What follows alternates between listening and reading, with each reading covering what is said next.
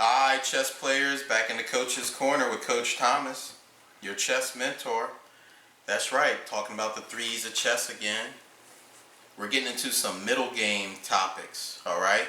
We talked about the three things we need to know when we're in the serious battle of chess.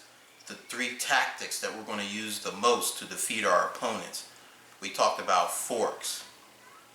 There's also pins. We're going to talk about pins in this video. Two main type of pins to look for. Alright, and the third thing is ties. That's going to be in another video. Alright, we're just going to talk about pins in this video. What is a pin? A pin is a tactic. What is a tactic? We talked about that in another video real quickly. A tactic is a specific position on the board. Once this position occurs, it gives you an advantage because of the way the men are set up. We're going to look at two specific types of pins today. Pins come in two specific types. There's the absolute pin, because the pieces absolutely cannot move. And then there's the relative pin. Guess what? It's only relatively pin. It is pin. It can move, but if it does, it usually means a bad thing for your opponent. So, we're looking at pins today. The pin is a very powerful tactic. Once you have your opponent pinned, I have a little rhyme that goes with it. When you got a piece pinned, attack them again. You pile up on that piece. You get that piece pinned in place where he can't move, and then you start attacking him with another man, and another man, and another man. You don't pin them and just take them right away. That might not be to your advantage.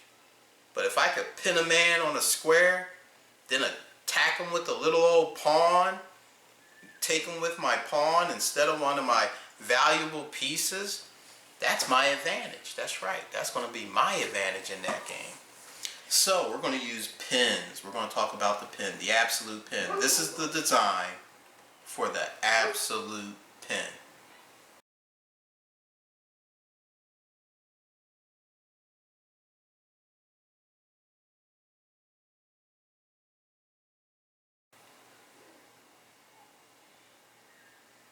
That's right.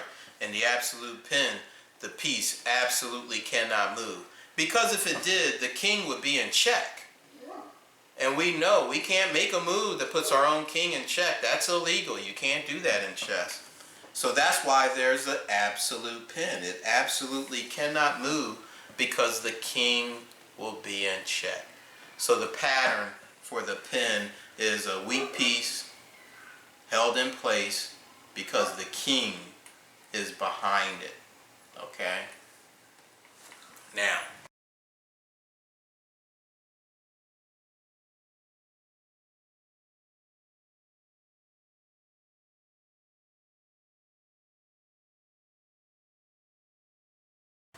the relative pin. The relative pin usually involves a piece that's powerful and you don't want to lose it. You can move the piece that is pinned in a relative pin. It's not illegal to move that piece, but it's generally not to your advantage or not to your opponent's advantage.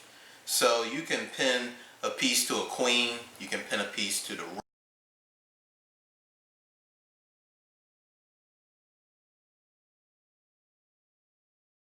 rook.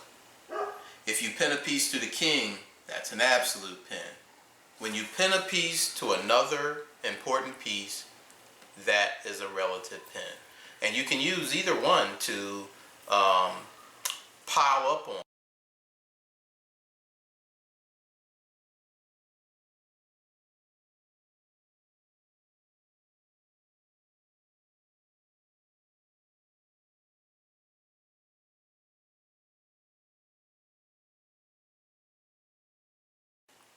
Once you have a piece pinned, attack it again. That's right. Got a piece pinned, attack that piece again and again and again until that piece becomes yours.